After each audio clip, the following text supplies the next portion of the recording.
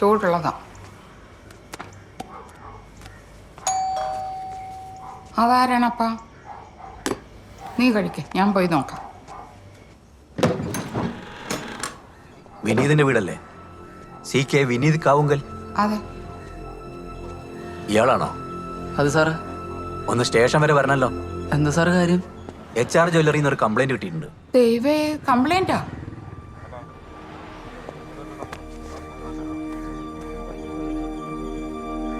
വെറുതെ ഓരോന്ന് ഷൂട്ട് ചെയ്തിട്ട് FB പോസ്റ്റ് ചെയ്യുക, പണി മേടിച്ചു കൂട്ടുക അല്ലേ? നടക്ക്. സാറേ, കുഞ്ഞിന് പരീക്ഷ ഉള്ളതാ. സാറേ, എനിക്ക് രാവിലെ യൂണിവേഴ്സിറ്റി എക്സാം ആണ്. 10 മണിയാകുമ്പോൾ കോളേജിലെത്തണം. താൻ എന്തിനാ പഠിക്കുന്നത്? BSc മാത്സ് ഫൈനൽ ഇയറാ യൂണിവേഴ്സിറ്റി കോളേജിൽ. 10 മണിക്കല്ലേ പരീക്ഷ? ഇപ്പൊ 8 മണിയല്ലേ ആയുള്ളൂ. താൻ സ്റ്റേഷനിൽ വന്നിട്ടൊന്ന് ഒപ്പിട്ടിട്ട് പോയിക്കോ. പറഞ്ഞാ കേട്ടില്ലേ? ഒപ്പിട്ടിട്ട് പോയിക്കോളാൻ. സാറേ, ഞാൻ ആ ബാഗ് ഒന്ന് എടുത്തിട്ട്.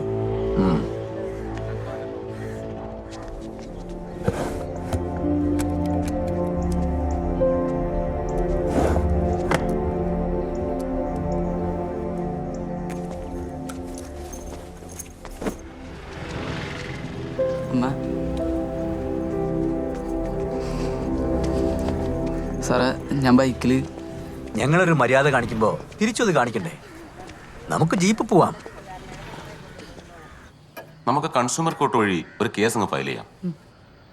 ഷോറൂമിൽ വെച്ച് ബില്ല് തന്ത്രപൂർവ്വം കൈക്കലാക്കിയെന്ന് തന്നെ നമുക്ക് അങ്ങ് എഴുതാം. ശരി. ഹോ, കേട്ടിട്ട് എന്റെ കൈ തരിക്കുണ്ട്. ഞാനങ്ങനെ ആയിരുന്നെങ്കിൽ ആ മാനേജർ ചെവിക്കലിനിട്ട് ഒരെണ്ണം പൊട്ടിച്ചിട്ട് പോന്നേനെ. സാർ, ഒരു മിനിറ്റ്, ഒരു കോൾ. ഹലോ. ആ അമ്മ എപ്പോ?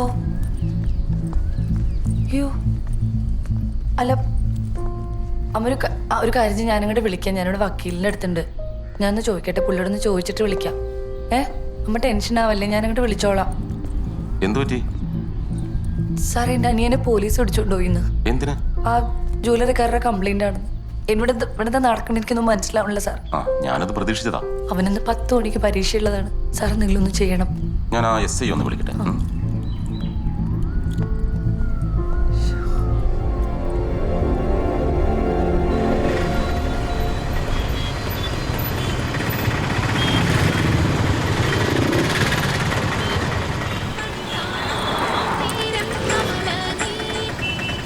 ഹലോ.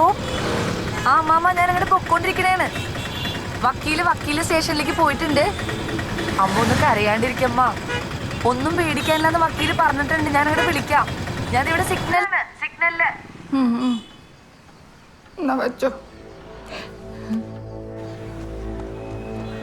എന്തു പറ്റി? എടാ, ജോജുവിനെ സതീഷിനെ കിട്ടണില്ല. ഞാൻ കിട്ടുന്നില്ലേ?